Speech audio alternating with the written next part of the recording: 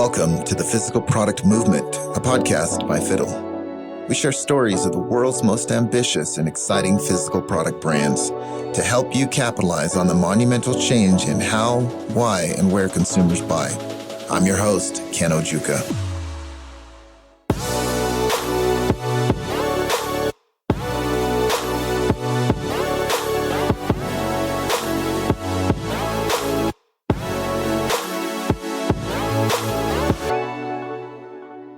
In this episode, I talk with Daniel Kurzrock, co-founder and CEO of ReGrained. He describes how he was first introduced to the problem of food waste as he brewed his own beer back in college. Dan did a great job describing the environmental impact of food waste and how ReGrained was born out of the desire to try to address this problem. He talks about how, as a company, they've taken a leadership role in the upcycling movement by giving talks, releasing content, highlighting landmark research on the subject, and founding the Upcycled Food Association. We also discuss some of the great opportunities for companies to differentiate their products by using upcycled ingredients, but also how companies can unlock additional lines of revenue by reviewing the byproducts of their production process. This was a no-fluff, dense, and educational interview that I really enjoyed. I think you'll enjoy it too. All right, Dan. Hey, thanks for jumping on. I appreciate you taking the time. Oh, yeah, Ken. Great to be here with you. Hey, so where am I finding you now? I am in San Francisco, California. Beautiful Bay Area. Cool. Is that where you guys are based? We are. So our company is based in Berkeley, and kind of have had spaces around the Bay Area for some time. I grew up around here. Actually, the idea for the company was started down in Southern California when I was a undergrad at UCLA. Cool. Well, before we jump into that, because we definitely want to hear that story, we like to kick this off with a quote. Is there a quote that kind of gets you excited and is impactful to you? Well, I submitted a few of them on your form here.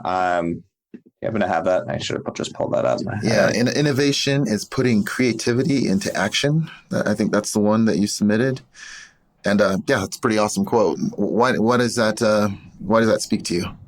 Yeah, that one speaks to me because innovation is one of those buzzwords that gets thrown out a lot, and I think it almost to the point of abstraction, right, where it has lost its real meaning, and especially as it relates to like entrepreneurial ventures and doing something new, that action piece of it is just so critical. And when you're building a company or when you're developing new products, it's really often challenging to not let perfection get in the way of progress, right? And actually taking action on ideas is where a lot of individuals and teams and companies get caught up. And I think if we just can remember that, truly being innovative is about putting creativity in action, you get a little more comfortable with maybe taking 2 steps forward and 1 step back, for the sake of actually doing something new and seeing how the rubber meets the road, so to speak. So it's something that when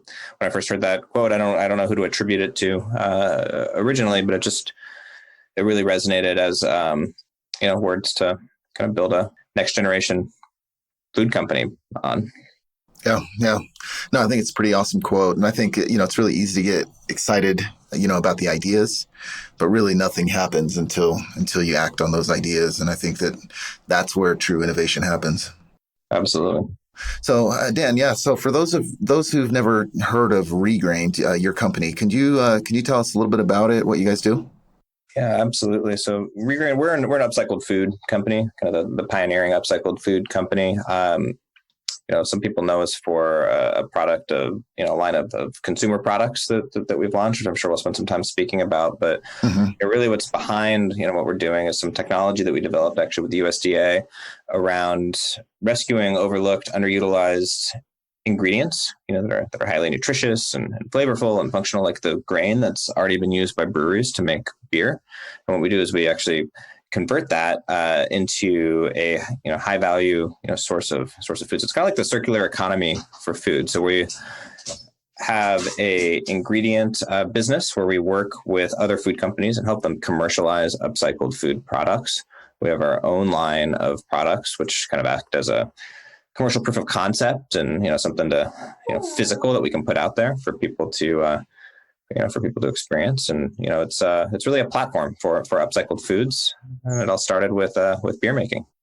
And so you mentioned that you guys pioneered, or were one of the pioneering companies behind this.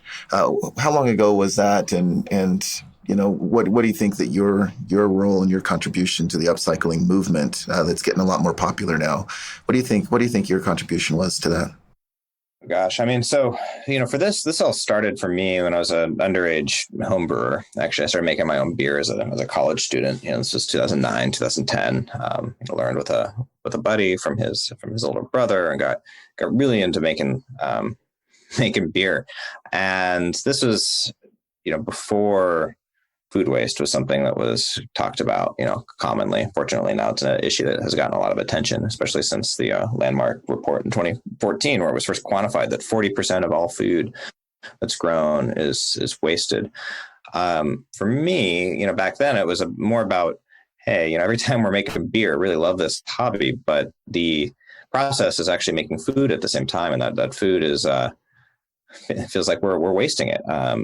It was going to basically in the dumpster. Every time we made a batch, it's like 1 pound for every 6-pack. So I started making loaves of bread and selling it to friends, and would use the revenue from that to buy more ingredients to brew more beer. And started me asking some of the bigger questions, especially as a student of sustainability and of business. And in the world of sustainability, there's this concept of cradle to cradle, of having a circular economy, products where there's no this basically dismantles this linear construct that's completely a product of, well, let's call it, I guess, human disingenuity or something, where we've made we built this very extractive economy that's take, make, waste. And in the circular economy, it's about how can the output of one process become the beginning of another process. And there was this idea of upcycling that was proposed, I believe, originally by Bill McDonough. And it's about creating products of higher value. So how, instead of making taking like a plastic bottle and recycling it into another plastic bottle, which, by the way, less than 10% of all plastics are ever actually recycled. And actually, creating something new with it. So if you look at like Patagonia, for example, some of their fleeces are made from, upcycled water bottles, right?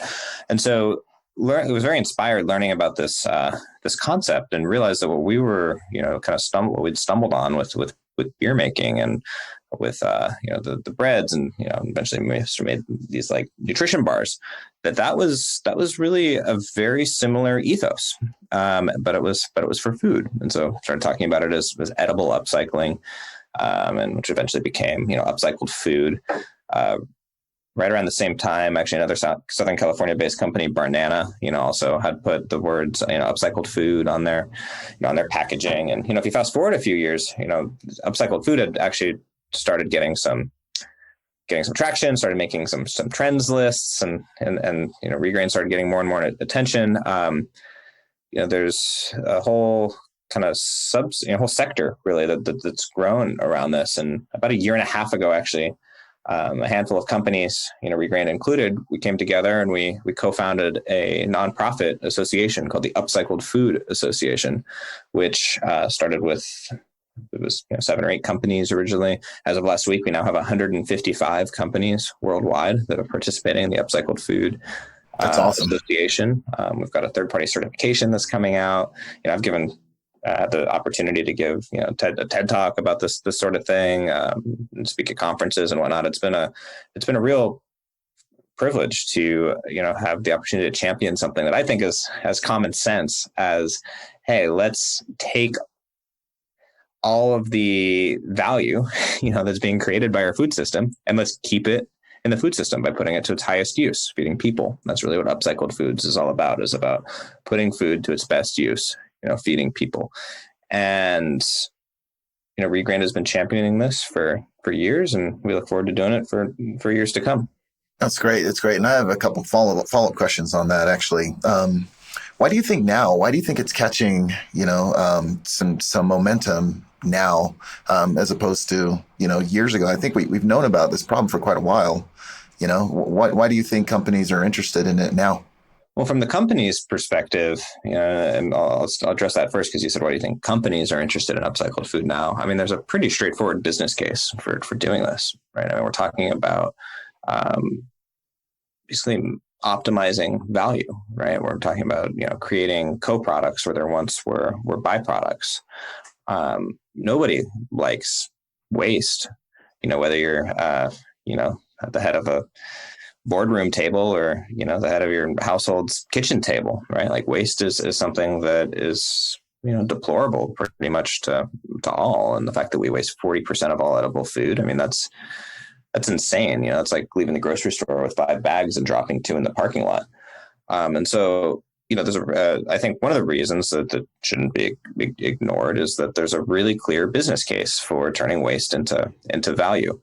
Now, when done authentically, which is really core to the upcycling piece of it, this is something that actually can make environmental impact. And so to be, an upcycled food product and to be certified in the certification process that's launching later this year, you have to show that the sources of your carbon footprint, for example. And there's really this whole environmental philosophy, around this, not just the straight business case.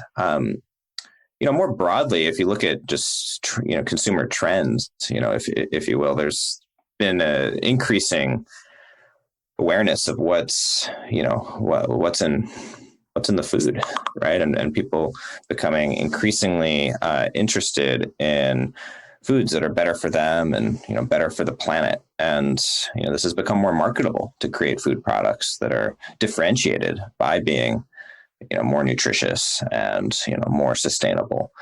And so there's that kind of macro force that's going on. And then if you look at the consumer level, just us at home in the last year, right? During this shared experience we've all had around the pandemic, and everyone, there's been a huge array of consequences from this.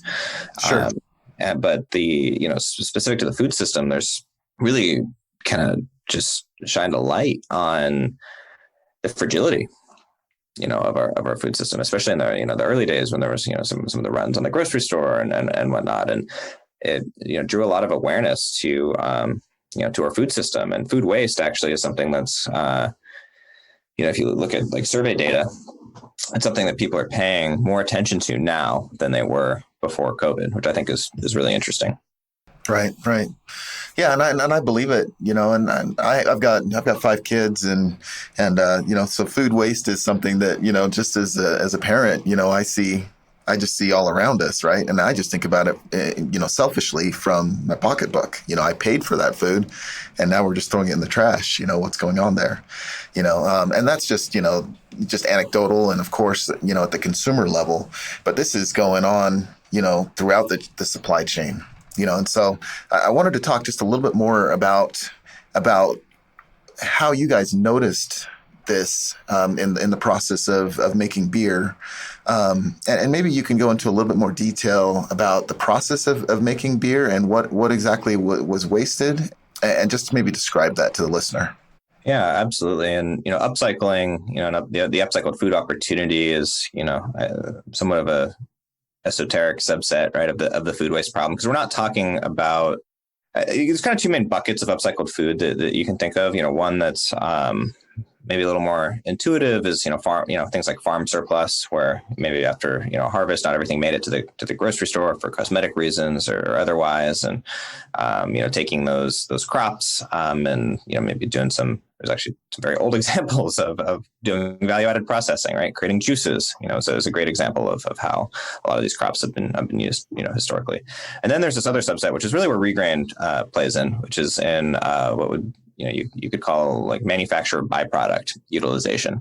So that's taking side streams that are created from other processes that would have gone to a lower use, maybe animal feed, maybe compost, maybe landfill, and basically preserving them as high quality human food ingredients.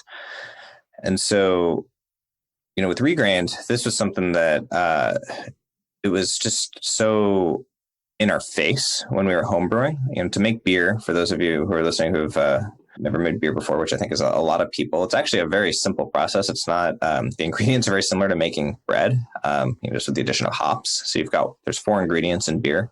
You've got water, you've got grain, you've got hops, and you've got yeast. And the first step in the beer making process is kind of like making a huge batch of oatmeal. So the brewer heats up the water, mixes it in with malt, which is just a sprouted and roasted grain, usually barley. So it's also an ancient grain, right? So, beer is made kind of by making like a barley porridge is the first step of the process. And then that porridge is basically drained and rinsed through. And what's happened there, simplifying, is that the sugars are extracted. It's this it's called wort. It's kind of like a sweet water, that gets boiled, and hops are added to that, and that gets cooled down, and then the yeast is added, and it ferments, and fermentation basically converts the sugars into alcohol and gas, which is why you have boozy carbonated beer. But way back in the beginning of that process, you have that porridge, right? You have a physical mass of these saturated cereals, this barley that's just been soaked in water. That's all that's happened to it. And so, what we're doing with ReGrained is we're taking that, and what's left in there is a concentration of plant protein and of dietary fiber and of prebiotics, interesting things like beta glucans and polyphenols and oligosaccharides. And it's there's actually a lot of nutritional value that's left in this grain, that's not useful to the beer maker. For the beer maker, all they care about is extracting as much of the sugar as they can, as efficiently as possible, and making the beer. The rest is something that they need to get rid of before they can make more beer. And so, what we're doing is we're coming in and we're able to stabilize it and process it into a flour that can be used as a key ingredient in a whole range of different types of products: baked goods, snacks, breakfast items, pasta, you name it. And we're coming in and we're making that possible for the first time, thanks to our breakthrough on the technology that we developed with the USDA. And so, you've mentioned the technology a couple of times. Is there anything you could tell us about, what's unique about what you guys are doing to it, and I guess what makes it patentable? Yeah, and the patent is public domain, right? It's something that can be looked up. Our process, it's a thermomechanical process. It uses infrared, and basically is taking a material that would have otherwise, I guess what's important to note is that when it comes out of the brewery, it's sopping wet. It's like 90% water by weight. So it's wet, it's heavy, it's difficult to transport, it spoils quickly, and it's energy intensive to process. And it's very difficult to process, with high standards for food safety, which is critical. And so we developed a hyper energy efficient method that's also of course incredibly food safe and really optimized for taking this material that's so saturated that traditional ways of processing it are difficult or expensive, or produce a burnt product, for example. And we're able to stabilize it, dry it out at scale. And it's it was patentable in large part due to the sensory results as well of how we process it. So it's gentle enough to preserve the nutrients and and a lot of the flavor, while still basically stabilizing it sufficiently to be used as a hero ingredient in food product applications. Yeah, that's interesting. You'd mentioned that the beer companies, throw this out. Do they literally throw out this waste, or how do they dispose of it? What do they do? No, I'm glad you asked that, Ken. It's a really important question, something that we like to be very clear about. By and large, most breweries are not sending this to landfill. We've been making beer for a very long time as a civilization. Some would argue since the origins of civilization itself, was centered around the production of beer making and cultivating the grain to be made into beer, and not wanting to carry big vats of beer around, right? Like, we've been making beer for pretty much as long as we have record of anything. For a very long time, this has mostly gone to animal feed, and especially large breweries, and also small breweries too, depending on where they are, have historically been able to send this for animal feed, cattle feed, hog feed, and whatnot.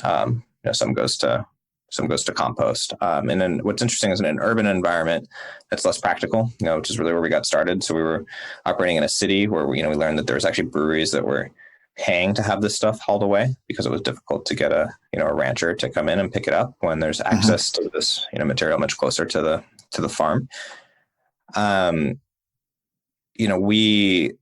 There certainly are, with more than 2 new breweries opening per day on average, there certainly are breweries that may have no other option but to send this to landfill. But it's really not that the breweries themselves, the brewers are being wasteful. They just can't make beer without also creating this co-product, right? And so what we're doing is we're proposing a higher use.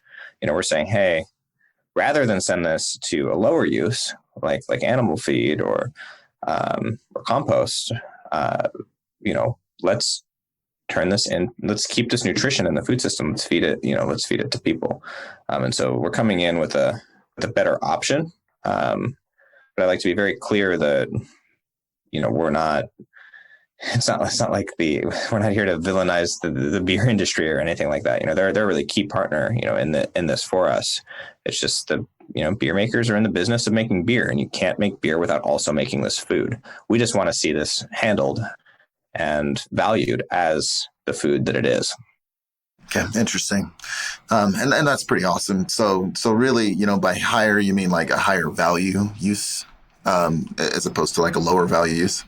Yeah, value, and there's financial value, which we were talking about earlier, but there's also something called the food recovery hierarchy as well, that the EPA put out, the Environmental Protection Agency put out. So when I'm talking about higher use, I'm also talking about higher, on that pyramid of food recovery, and feeding people is at the very top of the pyramid, as you might imagine. Yeah, cool. I wanted to switch gears just a little bit. So at ReGrained, it seems like you're almost running 2 companies, right? You've got the technology and ingredient part of your company, and then you've also got a line of consumer products that you also offer. Is that an accurate assessment? Yeah, it certainly feels that way sometimes. There's an integrated strategy between the two. We're using our consumer products as a way to help build the market and educate, both the consumers and, the industry and media and everyone, about the opportunity for upcycled food and for our ingredients like our flagship Super Grain Plus. That's it's really a powerful tool to be able to create a product ourselves, bring it to market, and show that this can be done, that it can taste great, that it has better nutritional differences and great flavor and versatility. And so it's all a part of our early phase market development plan, but operationally. There's kind of the 2 key activities. There's actually a third that I'll introduce in a second. But one is and our primary, focus is on the development of our ingredient capabilities and, the innovation opportunity for putting these into, all different types of food product formats and working with partners, bakeries, other brands, restaurant groups, just product developers worldwide on bringing this to market. And then we have our own products that we create where we can actually get things to market faster. And, if money were no object, we could have a product in every aisle of the grocery store. And then kind of the third leg of that is that this technology that we've developed is designed actually to be able to be co-located at a manufacturing facility. And so, there are various kind of licensing and various, other types of, arrangements that we're also, pursuing on how do we, how we can scale this concept geographically. Okay, and you'd mentioned that you're launching something a little bit later on this year. Is that what you're talking about? So we actually have a product launching this week, and we've got an example of a collaboration that we've been working on is a company called Dope. They're an edible cookie dough company. Really great product. They're launching a flavor that's using our ingredient. This is a sweet application. It's cookie dough that can be eaten right out of the pint, it's like an ice cream pint filled with cookie dough, or it can be actually baked off into cookies. Really great product. It's just our latest release. We've had earlier this actually it was on the end of last year. We had an ice cream that was launched. We've got some savory snacks in development with a few different groups. We've got some breads. So there's a whole slew of products that are going to be coming to market using this ingredient in the in the year to come, and even more in the years to come. Yeah, so I was actually interested in that process, and maybe we can take one of these examples. What does the go-to-market look like, for your company, and finding these partnerships, and co-developing a product, or picking an ingredient to use. What does that look like in terms of within your own company, and what type of activities are you doing to find those opportunities? Yeah, sounds a little corny, but there's a lot of just, I guess, community building around this, where we've taken a very active role, and we mentioned this kind of at the top of the show with the Upcycled Food Association, and bringing together other upcycled food companies. In a similar capacity, we've been really educating the trade about upcycled food. And there's many of these, especially like big companies now, they have entire programs dedicated to innovation around new ingredients. Also, many companies have, and they have this other silo of sustainability, and looking at the environmental impact their company is making, and opportunities there. And then the marketers, and these organizations are always looking for ways to create products that are more marketable, that meet consumer trends and whatnot. And so we come in and we try to connect the dots, internally, around initiatives that are relevant to upcycled food, and fighting food waste, and developing, better for you and better for the planet food products. We're working with huge multinational companies. We're working with startups. For us, it's really critical that we, our go-to-market involves being a supply chain and innovation partner with these other companies. Because, Ken, if we were to, if you're just to imagine like $100 million a year in sales of, say, our puff product, this bagged snack that we're selling.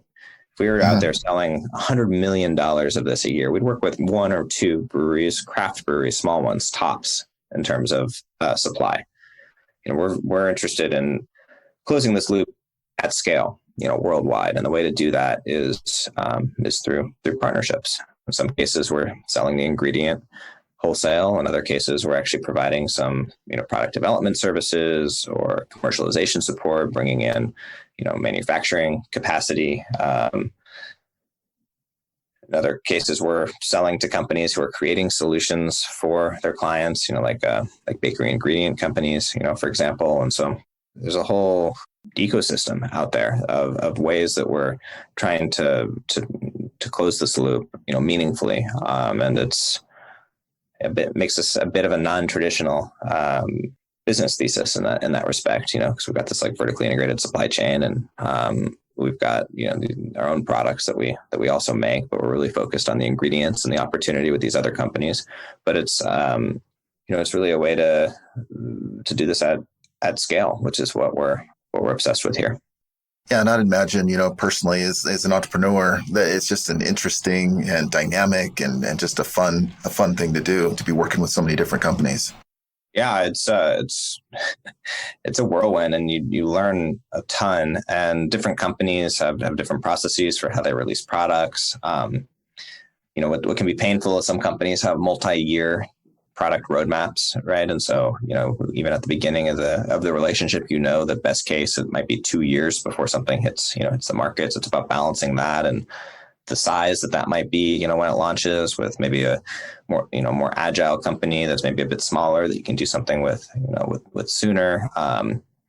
It's super dynamic, and there's not really, at least I haven't found one yet. Maybe if you do, Ken, you can send it to me. There's not really a playbook for building a business exactly in this way. It's almost like in a sense, it's like an Intel Inside model for food, or like Gore-Tex, or or Vibram, or something like that. There's all these examples in other sectors, but having this kind of vertically integrated branded ingredient platform centered around upcycled food is pretty novel. Yeah, it's very interesting. So I was looking at some of your early, marketing materials, and it looked like you guys were exclusively focused on granola bars. So switching or nutritional bars. So switching over to kind of the consumer side of the business. Um, why the switch from the nutritional bars to what you're promoting heavily right now, which is the puffs? How did that come about? Sure. Yeah. I mean, actually, the first product we ever made was bread. Um, the bread was something I'd sell a few dozen loaves to friends and buy more ingredients to brew more beer for free. And the way that we landed on bars was actually related to the bread, and that with bread it takes hours to make, and then the next day Mm, it's not fresh bread anymore. So I wanted a product that we could make more of, still by hand, and have more of a shelf life. And the bar category wasn't what it is now when we first started making bars in 2013. We wanted to. Our goal was to create a finished product that could introduce the concept to people to see if we were actually onto something or if we were just crazy.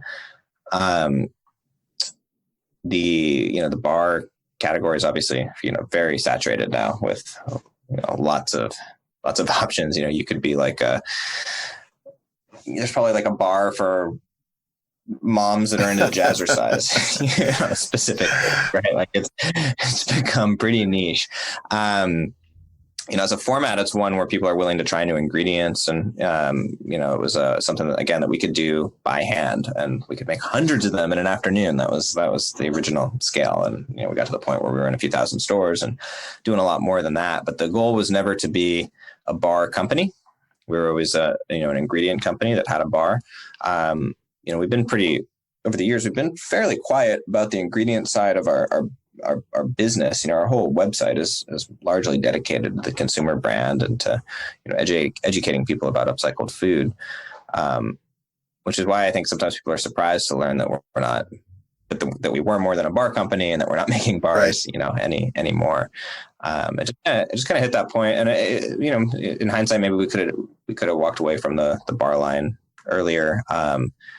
But in 2020, that whole category was down, and we had this new innovation, this chip product, the savory snacks that you see on our website now, like a puffed chip, kind of like in between, like picture the texture of like a Cheeto crossed with a Sun chip.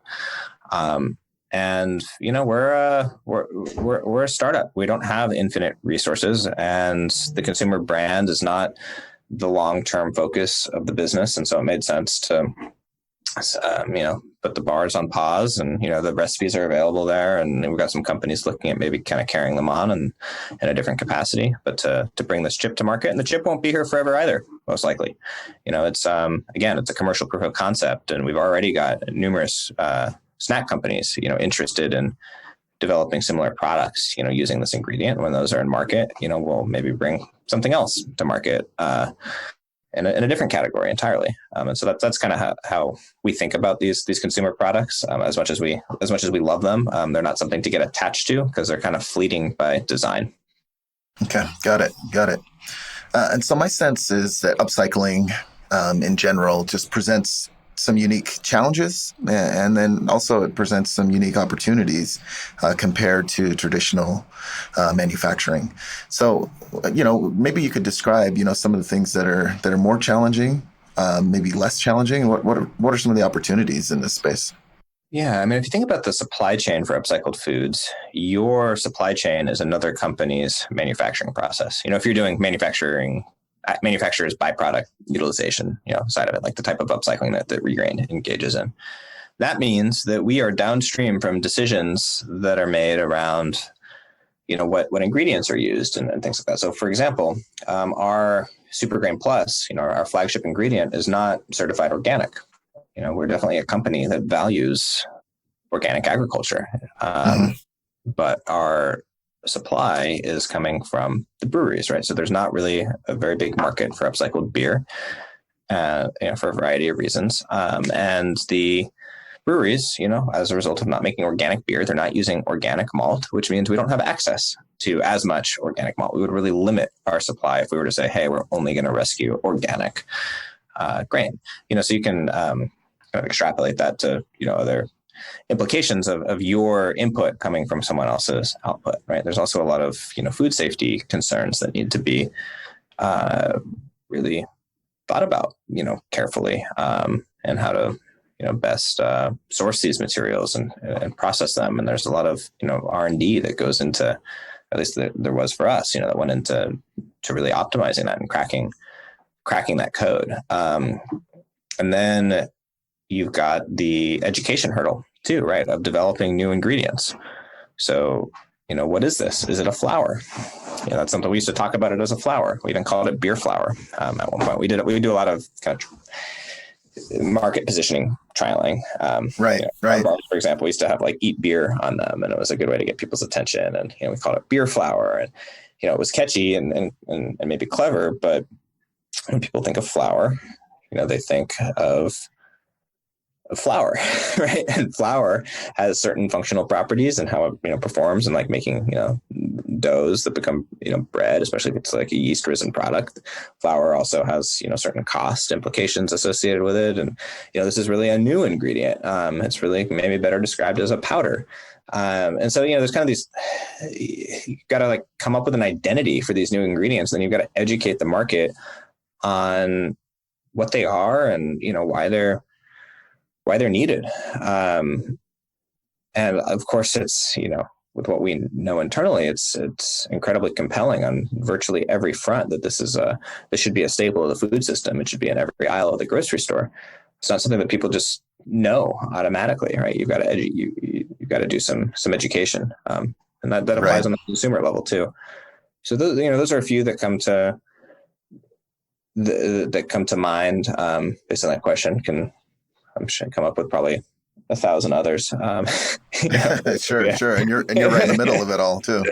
So, but yeah, it does, like you were saying, suggesting there's a lot of challenges here, but it also, is what creates the opportunity. And, for us, an example of that opportunity is that this process that we developed for the brewer's grain, we've, discovered that our technology actually works really well to process, for example, like the oats that are left over from the oat milking process and the pulp left over from juice production. And so, there's, a lot of, it's really a platform, and that's again, another one of those words that's used so much to the point of abstraction. But this is, really a means of creating these new supply chains from within existing food manufacturing processes. And it's just enormous in scope and scale.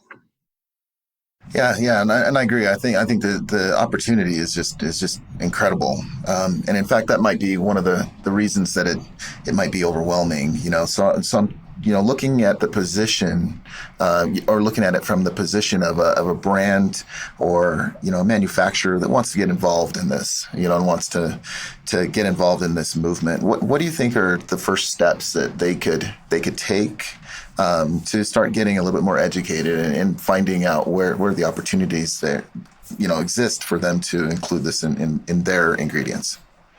Well, Ken, my email is dan@regrained.com. No, seriously, of course, anyone's welcome to get in touch here. But I think, what we're doing with the Upcycled Food Association is a great place to start. If you just go to like upcycledfood.org and, on that site, there's the formal definition that we released last year, as well as information about the upcoming certification standard and links to a bunch of press and in media and whatnot about the opportunity. So I think that's of course, we built that to, as an organization to be the authority on the upcycled food movement. One thing, depending on where people sit in the food product industry, with some companies, there might be opportunities internally to look at, processes that draw off byproducts, or, that could be co-products, and do some internal product development. Or maybe it's about sourcing, using the supply chain power, the purchasing power of sourcing ingredients that are upcycled. And there's a huge array of ingredients that are out there. Ken, ReGrained's Super Grain Plus is made from the grain from the beer making process. But there's other examples include the fruit from the coffee plant, the coffee cherry, also known as cascara. There's also the fruit from the cacao plant, from chocolate. That is a pretty interesting ingredient. There's supply chains being developed for the leaves from the coffee plant, from the okara that is a byproduct of tofu production. There's just this huge and growing list of different types of ingredients that are upcycled, and there's actually ingredients that people would commonly be familiar with that could be considered upcycled. That I would consider to be upcycled too. Whey protein, WHEY. Yeah. Ubiquitous, right? See it everywhere. You know how it's made, Ken? Isn't it cheese production? Yeah, exactly. It's a co-product of cheese production. And that is the essence of upcycling, and then before, whey protein was developed into, human nutrition products, it was given away or sold for animal feed, or tossed, or dumped in other ways, or put to lower use, right? And so then there's kind of a market that was developed for this over the course of decades, and it is what it is now, right? And so in a lot of ways, like what we're looking to do is systematically map all of the overlooked and underutilized sources of nutrition in our food system, and figure out the different ways that they can and should be put to best use as ingredients in food for people.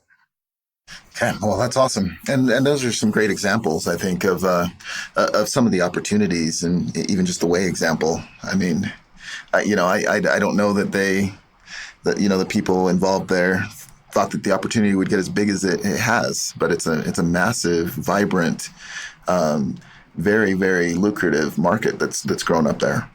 Well, you've even got some cheese companies now where, cheese is the byproduct of whey production. Yeah, that's true.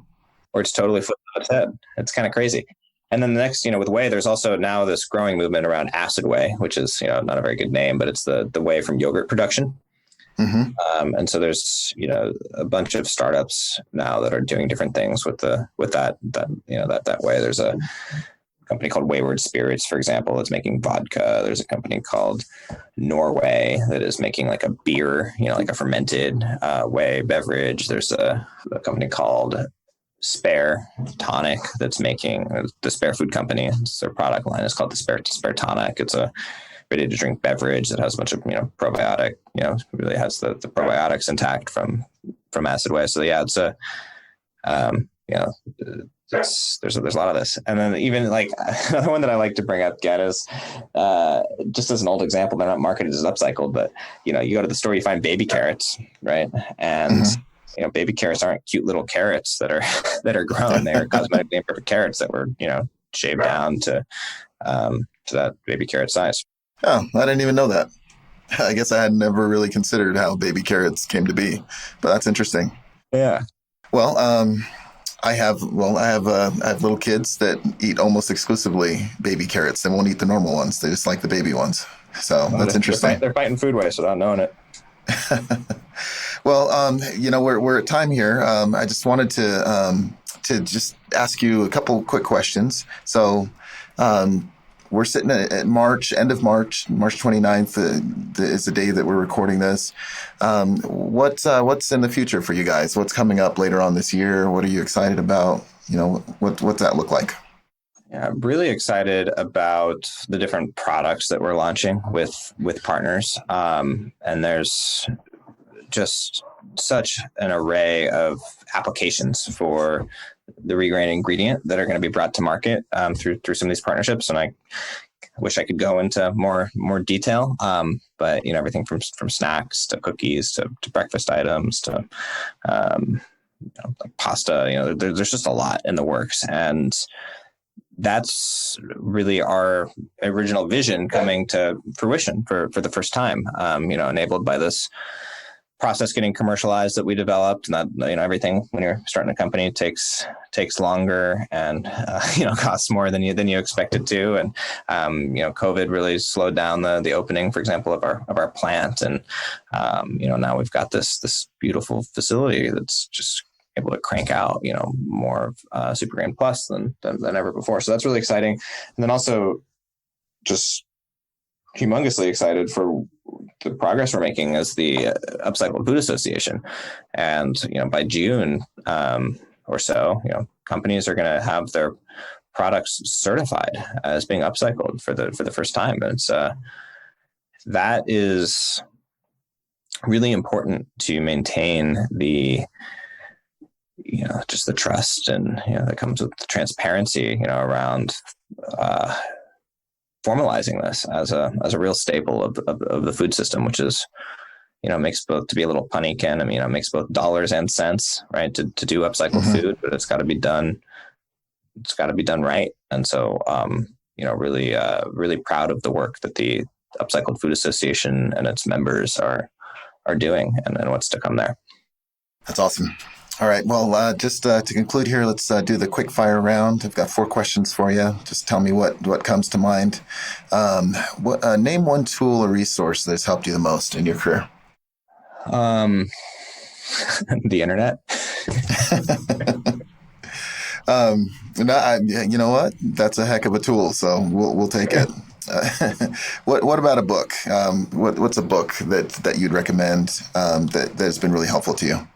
Yeah, I read a lot, actually, and some of the early influential books for me on this are books like Conscious Capitalism, Natural Capitalism, books that are really biomimicry, books that are really at the intersection of sustainability and of business and of kind of defining a new status quo where it's not about take, make, waste. It's about making sure that there's enough for all for everyone.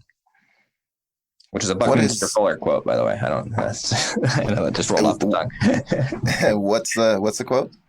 Enough for all, for everyone, forever. Buckminster Fuller's one of his most famous books is called Operating Manual for Spaceship Earth. It's a great quick read. Cool. What is one piece of advice that you'd give to your 21-year-old self? I would say to raise more money earlier. No, I'm just kidding. Definitely to continue to just surround yourself with people that have seen the movie, before. That it's about not knowing everything, but knowing people who know things, and just.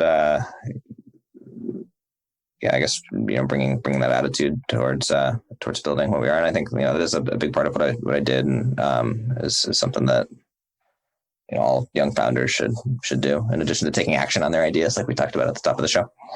Right. And who's one person that you would love to take to lunch?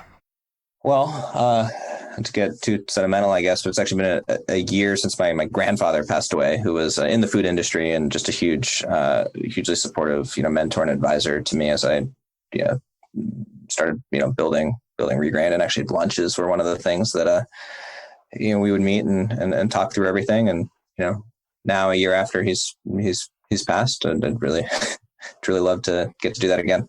That's awesome. All right. Well, I guess as we conclude here, do you have any parting bits of advice for those that are in the physical product space, that are making their way? They're kind of in the struggle. What would your advice be to them? Don't burn out.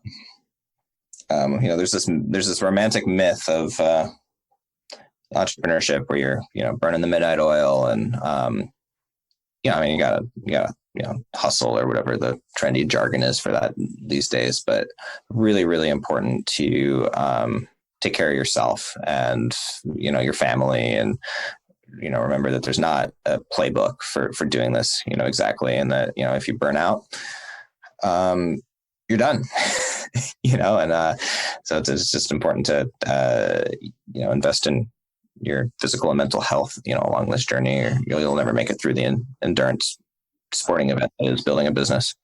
I think that's a great note to end on, Dan. And I just want to tell you that I appreciate you taking the time today. This was awesome. I think you really shared some great nuggets of wisdom with us, and as well as kind of educating us into this problem of food waste and the opportunities that there are with upcycling. So yeah, hey, thank you. Appreciate it. You take care.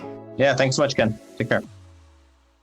The Physical Product Movement podcast is brought to you by Fiddle. To find out more about Fiddle and how our industry-leading inventory ops platform is giving modern brands and manufacturers full visibility into their inventory and operations, visit fiddle.io.